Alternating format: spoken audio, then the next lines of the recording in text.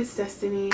For this video today, I thought I'd come to you guys, artist to artist, you know, and like talk about how to make an amazing portfolio. I don't know.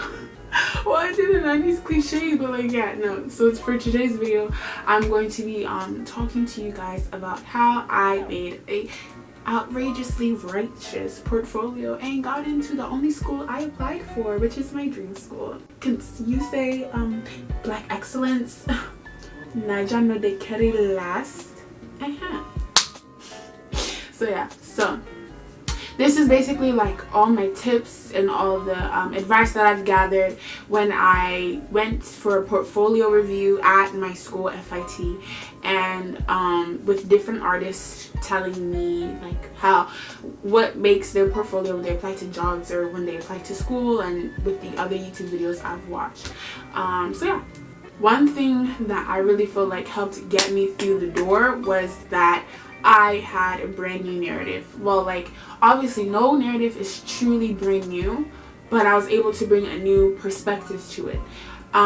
You know, a lot of my work, because the high school I went to was not an art school in the slightest. In the slightest, okay? So like everything in my portfolio was 100% personal work and commissions, so really just all personal work. And all my personal work is very personal to me. So I mean, I guess all personal work is, but I don't know how to explain it. Even if I was doing a commission for somebody else, there was still an element of my beliefs, of my aesthetic in it, and I feel like that's how that's why artists are hired. Like, if this is a good example, like, I'm not in art school yet, so I don't know like a lot of artist names, but like let's say someone with Rico Nasty aesthetic, right? The queen herself. If she was hired, like knowing her aesthetic, was hired to do a Google advertisement, and it's like, okay, well, Rico Nasty, everybody loves her, she's amazing, black girl magic, but like, how would she portray Google if Google wanted an ad? You know what I'm trying to say? So it's like being able to show your aesthetic through whatever you're doing, you know, showing the versatility of it, but still being able to have it to qualify as something else, you know, have your aesthetic be an influence but not the genre. Then I think that really shows like how capable and how much you really are able to grasp concepts. Because my major that I applied for is visual communication design. I love my major so much, I cannot wait to start school. But so my portfolio really had to be based on drawings, conceptualizing, composition, design, color schemes, you know, basically being able to gather whole ideas artistically. So yeah, and the ability to work in multiple mediums. And so that in itself, what they were asking of itself was basically, we want to see how versatile you can be. And so by triple threading, by whatever, like, you know, putting my all into it, I feel like that's what really helped my portfolio stand out and better my chances of getting into my school. And all my work, I do nothing without intention. Nothing without intention. From the color of the background to the editing to the final pitch of whatever animation. You know what I'm trying to say? Like, there's nothing in my work that I do without intention. And when I got my portfolio reviewed, the professor told me that that's something that she really loved. That down to the T and dot of my I, there was nothing that I didn't care for, that I didn't think of. Why is it this way and not that way? You know what I'm trying to say? I had a message behind every perspective of my piece, of all my pieces, and I continue to do that. And it's very evident. I feel like when you put yourself in your work, then other people who are in that field, or even somebody who might not even know anything, can feel that. You know what I'm trying to say? So yeah. Another thing is to never do the bare minimum.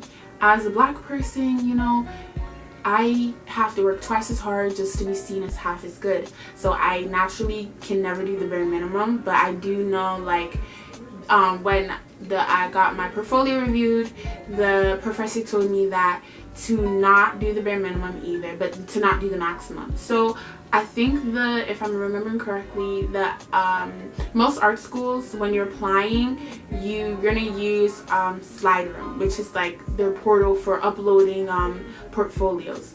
And so they have a minimum of how many pieces you can submit and a maximum. And I think my minimum was 10 and my maximum was about 15. And I submitted up to 14 pieces. So I guess 14 is pushing it. I would have at minimum for me, if the minimum is 10, I would have done at least 13 pieces. Yeah, 13 pieces. Because, but I did 14 because most of my pieces, about 80% I'd say, were heavy. Like the content, the visuals were heavy. Like it was a lot to take in.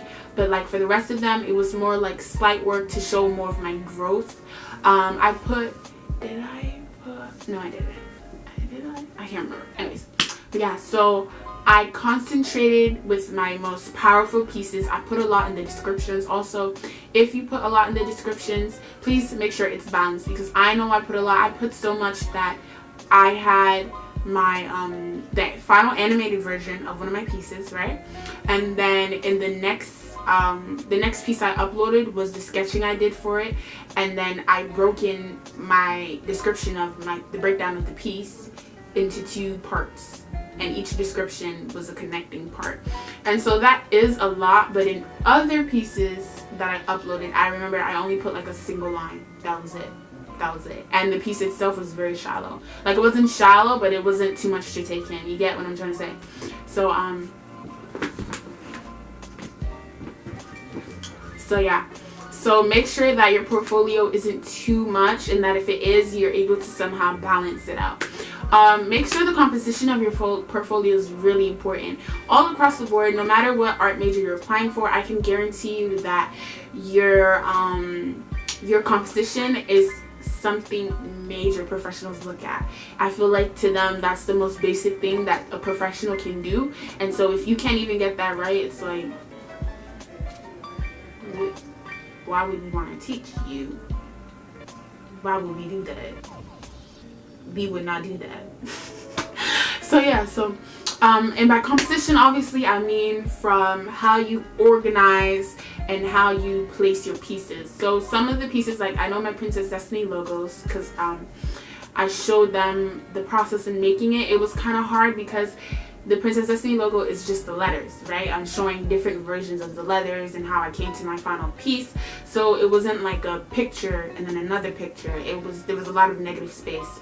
So I had to find a way to compress that and to get rid of as much negative space as I could as possible, and making sure the dimensions are even scaled, you know, like try and use a lot of portrait, landscape, and square ratios. Never have something that is unproportional. Another thing with the whole composition thing is to make sure like your portfolio has an order, you know. Make sure that it has some type of feng shui, some type of theme, because when I did my portfolio, then I worked backwards. So I did my strongest work, and then like the conceptualizing of that work, and then I kept doing that, and I went backwards to like my least work. So it was kind of like I wanted to show them I am a bad bee, and if you cannot see this, click to the next portfolio. I don't have time for this. I am interviewing you, you're not interviewing me. I'm asking you, do you think I should go to this school? You get what I'm trying to say? Like, I'm trying to give off that energy. Like, look at how dope I am. There's no ifs and buts about it. You know I'm dope. Okay? Okay. So yeah, so what's it called? And then after they realized, yo, she's really good. Once they realize like I'm really good, then it's like, okay, they need to see more of like the background, like how do I explain it? More like just getting to know me, you know, like simpler stuff. Yeah, and don't be afraid to put whatever is worthy in your portfolio. Like in my portfolio, I put like some polyvore or like your style sets, you know, when people cut out clothing, like basically virtual styling. And I asked the lady who, the professor who did my portfolio review, and she was like, yeah, of course, just make sure the composition is great. So again, make sure that whatever you put in your portfolio applies to your major. But I know that if whatever the requirements are, don't be afraid to put something worthy, because to me, like a lot of times, especially I feel like other artists struggle with this, that something that's so simple to me is not to somebody else. Like it's like rocket science, like brain neurosurgery. And so I tend to do that a lot when I give myself credit, and it's like, oh, I don't need to show people how I did that. That's easy. Like, what the heck, I could do that in my sleep. But a lot of people, you'd be surprised. They want to be able to see how you did something so simple, you know? So never discredit anything that you're good at. Right. Okay.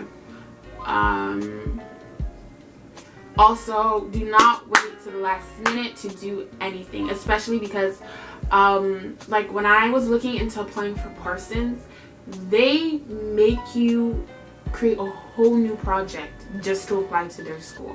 The earlier you can be with applications and stuff, not even just with your school applications, but just applications period, applying pressure to your own life, the earlier the better.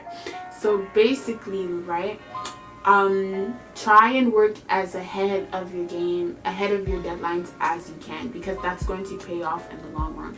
Like also, you really don't know what the requirements are going to be. You know what I'm trying to say? So especially if you have to make a new piece as an artist, making new pieces is not something that's always simple, especially when you're not doing it from your own heart. You're doing it based off of somebody's point of view, and then you have to do it based on your heart. You know what I'm trying to say? Like, it can be really draining. It can be really draining, and it can take longer than expected, especially when, you know, when you have an idea in your head, but because of like your skill level, you're not able to quite achieve it, and so you have to change that idea a bit around, and that may take you another week. You don't know what in real life is going to affect when you're going to be able to apply. Okay, being able to use professional software, you know, that's a huge plus. I've been using Adobe now, and so that's like professional software, and the lady was really impressed with me. She said that students there weren't even using that yet, and so for me to already be able to create such advanced artwork and in an advanced studio was like really impressive. So anything that you can do to show that you already qualified, you just going to school to show that you're qualified, do it. Because I was really scared using Adobe. Like when I first started using it, I was so scared. I didn't want to like touch anything. I was scared like my whole project would erase this and that. Now girl, I be clicking around like I made the damn thing. Like Adobe who? Adobe me. The fuck? Like, listen. Do not be afraid to do what you need to do. I feel like a lot of artists, especially having anxiety because you have to share your work, and to share your work is not always the best feeling. You know, you get really anxious, especially because you may love something so much and somebody else is like, what is that? I'm scared. You know, trust me, I get it. But yeah. And so overall, just try to be as cleanly as you can. So with applying to art school, think of it almost like applying to a job. You want to make sure that your resume is basically your portfolio. You show that you're qualified, you show your versatility, you show your passion, your intent, all of that. And I feel like the more personal you make your portfolio, the better it can. Like my portfolio talked a lot about being Nigerian American and my identity with being an alt Nigerian American as well, you know. So yeah, that's it for this video. I love you guys so much. Don't forget to like and subscribe, and to follow me on social medias, on all my social medias at Princess Destiny, but no Destiny. And I'll see you guys next time. Bye. Hello.